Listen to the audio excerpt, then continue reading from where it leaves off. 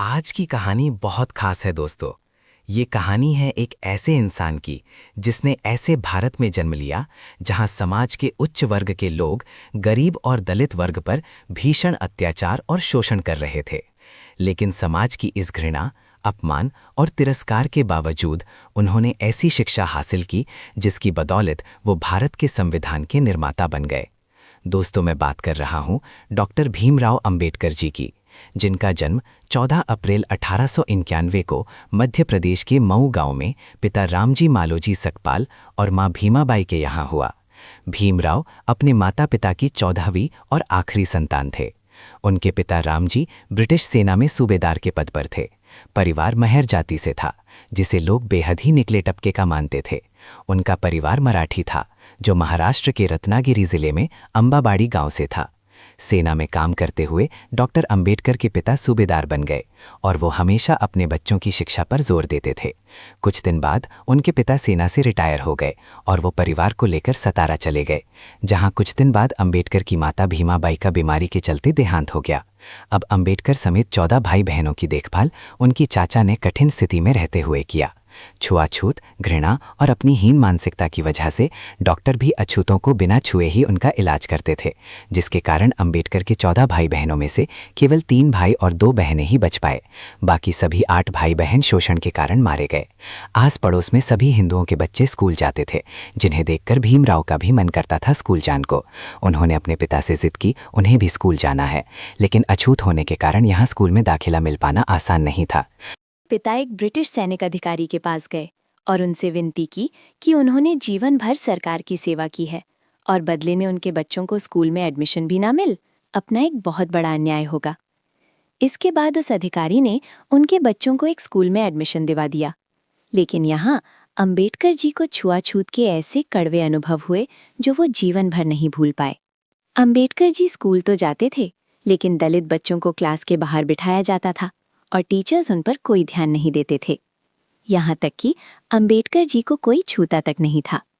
प्यास लगे पर स्कूल का चपरासी दूर से पानी डालता था, जिसे वो अपने हाथों से इकट्ठा करके पीते थे, क्योंकि मटके को छूने और ग्लास से पानी पीने की इजाज़त तक उनको नहीं थी। और जिस दिन चपरासी नहीं आ पाता, उस दिन अंबेडकर जी को प्यासा ही पूरा दिन गुजारना पड़ता था।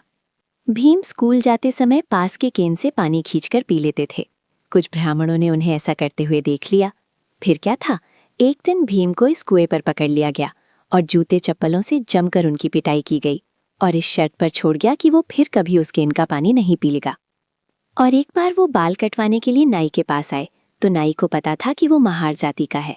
वो उससे नफरत भरी आवाज में बोला, अरे अछूत, मैं तेरे बाल कैसे काट सकता हूँ, भाग जा यहाँ से और फिर कभी मत आना।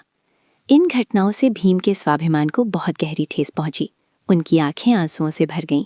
नन्हे भीम के बाल घर पर ही उनकी बहन ने काटे। भीम बहुत ही स्वाभिमानी लड़का था और वो अपने पैरों पर खड़ा होना चाहता था ताकि परिवार की आर्थिक स्थिति में कुछ सुधार हो। भीम ने सुन रखा था कि सतारा जाने वाले लड़कों को बॉम्बे जाकर काम मिल जाता है, इसलिए उन्होंने तय किया कि वो मुंबई जाकर किसी मिल में काम करेगा। लेकिन मुंबई जाने के लिए उसके पास किराया नहीं था। भीम ने एक प्लान बनाया कि वो अपनी चाचा की बटुए से पैसे चुराकर बॉम्बे चला जाएगा। भीम ने लगातार 3 रातों तक बिच्छू, जो उनकी चाचा की कमर से बंधा हुआ था, को चुराने की कोशिश की, लेकिन कोई सफलता उन्हें नहीं मिली। कहानी जाकर चौथी रात को वो बिच्छू को चुरा पाए, लेकिन उन्हें बड़ी निराशा हाथ लगी, क्योंकि उसमें केवल सिर्फ आधा आना ही था, जिससे वो बॉम्बे नहीं जा सकते थे। 4 रातों के इस एक्सपीरियंस ने भीम को अंदर तक हिलाकर रख दिया। इसके बाद उन्होंने एक नई योजना बनाई, जिसने उनके पूरे जीवन को बदल कर रख दिया। उन्होंने निश्चय किया कि वो पढ़ लिख कर अपने परिवार के लिए रोजगार प्राप्त करेंगे और अपने अंदर की सभी बुरी आदतों को छोड़ देंगे। किस्मत ने भी भीम का साथ दिया। उनकी सुविधा और पिता रिटायर होने के बाद नौकरी की तलाश में बॉम्बे जाकर बस गए और यहीं के मराठा स्कूल में उन्होंने भीम का एडमिशन कर दिया। यहाँ पर उन्होंने फॉरवर्ड की इंग्लिश रीडर और बहुत सी अन्य किताबें अपने पिता की देखरेख में रहते हुए अध्ययन किया। अपनी पढ़ाई के अलावा वो बहुत सी और ग्रंथ और बुक्स पढ़ने लगे। उनकी इस आदत से उन्हें बुक्स कलेक्ट करके पढ़ने का शौक लग गया। उनके पिता पर उनका ये शौक काफ़ी महंगा पड़ रहा था, लेकिन वो चाहते थे कि भीम पढ़ लिख कर बड़ा बने। उन्होंने कर्ज लेकर भीम को बॉम्बे स्कूल भेजा, लेकिन यहाँ भी छुआछूत ने उनका पीछा नहीं छोड़ा। एक बार टीचर ने भीम से बोर्ड पर एक मैथ्स का सवाल हल करने को कहा। जैसे ही भीम बोर्ड की तरफ बढ़ा, अगड़ी जाति के हिंदू बच्चे चिल्ला उठे, सर, भीम अछूत है, उसे रोकिए।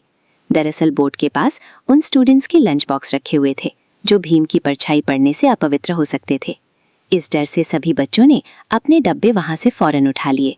इन बुक्स की खट्टर खट्टर आवाज भीम के कानों से उसके दिल में उतर गई, जिसने उसे पूरी तरह से तोड़ दिया। हालांकि उन्होंने उस प्रश्न को सेकंड्स में हल कर दिया जो कोई नहीं कर पाया था, जिसे देखकर टीचर समेत सभी स्टूडेंट्स बहुत दंग रह गए थे।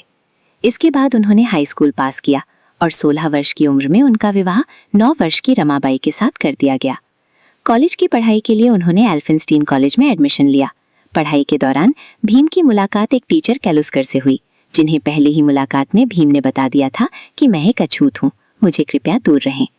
उनके बेबाक अंदाज और पढ़ाई के प्रति जुनून ने किर्लोस्कर को बहुत इम्प्रेस कर दिया और वो भीमराव को लेकर बड़ौदा के शिक्षा प्रेमी महाराज संभाजी गायकवाड़ के पास लेकर गए।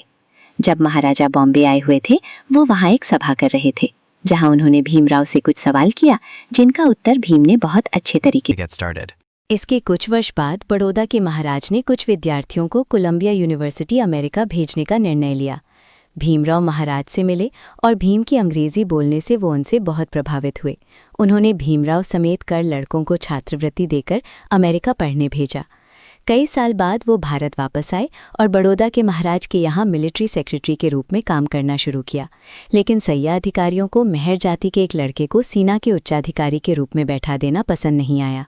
कुछ दिन बाद उन्होंने वहां से नौकरी छोड़ दी और वो लंदन चले गए, जहां अथक परिश्रम और मेहनत से उन्होंने वहां पर एमएससी, डीएससी तथा बैरिस्टर की डिग्री प्राप्त की। 1923 में वो भारत वापस लौट आए और वकालत शुरू कर दी। वकालत करते हुए उन्होंने देखा कि दलित का कितनी बुरी तरह से शोषण किया जा रहा है। तब से उन्होंने अपना जीवन छुआछूत को ख़त्म करने के लिए समर्पित कर दिया।